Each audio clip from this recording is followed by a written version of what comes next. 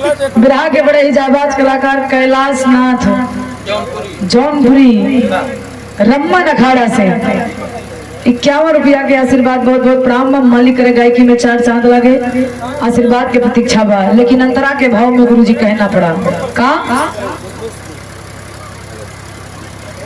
उनका तो प्रचार भइल बा। अब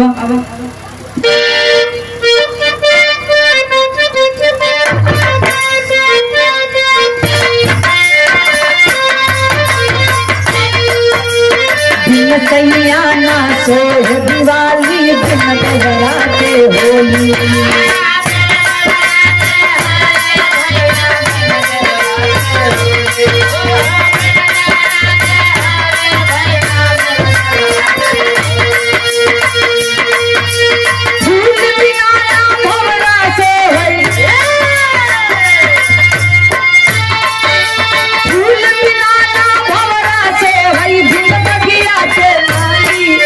कभी ना तेल के पिया नावा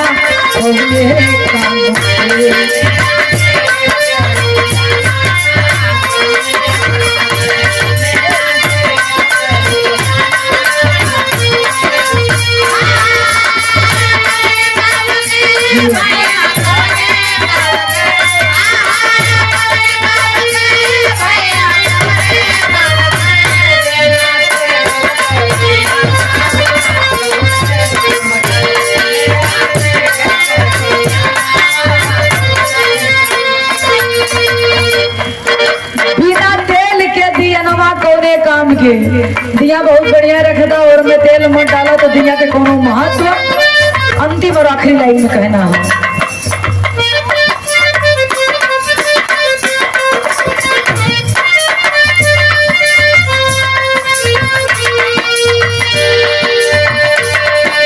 बिना किसान न खेती सो है, बिना भैंस के सारी